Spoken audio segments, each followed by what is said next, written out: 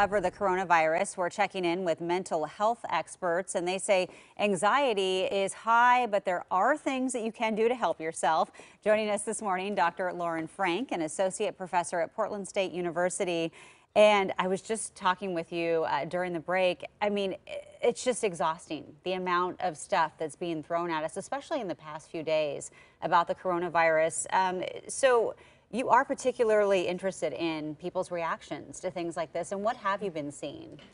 Well, for one thing, when we get so much information at one time and it seems like it's constantly changing, we can feel really high levels of stress, and that can make it a little harder to process everything. Yeah. So trying to really boil it down to the simple parts and think about, okay, what steps can we take right now that can help ourselves and help others? Yeah. And so we focus on what are we being told about hand washing, or what are we being told about we can start practicing social distancing so that we can start reducing contact and reducing exposure. Yeah, you know, we were talking about a lot of kids. You just found out when you woke up this morning that kids are now going to be out of school starting Monday for the rest of the month.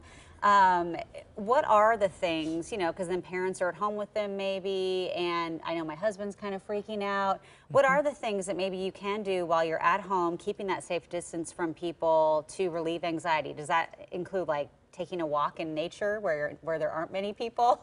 Absolutely. Taking Yeah. a walk, being able to spend some time in green spaces, which we have so many lovely parks here, can be really, really helpful in terms of reducing our stress.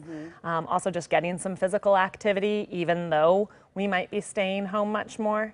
Yeah. And also we want to be aware of how much we're isolating ourselves. So we may feel the need to be at home, but that doesn't mean we can't use our social media or also be connecting with people through phones, and really remembering that we really are still all a community and reaching out rather than getting really lonely. That is such a good point. We called my mother-in-law last night over FaceTime because she's in Seattle, right near some of this. And, you know, I think just that having that contact, because she was feeling so isolated.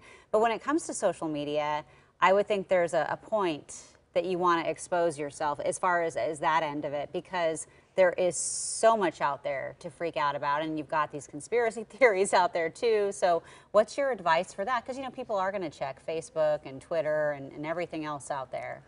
I recommend really thinking carefully about how to filter the social media streams that you're looking at right now. So for example, I have some friends who are very, very scared right now, and I don't need to see quite everything that they post. Right.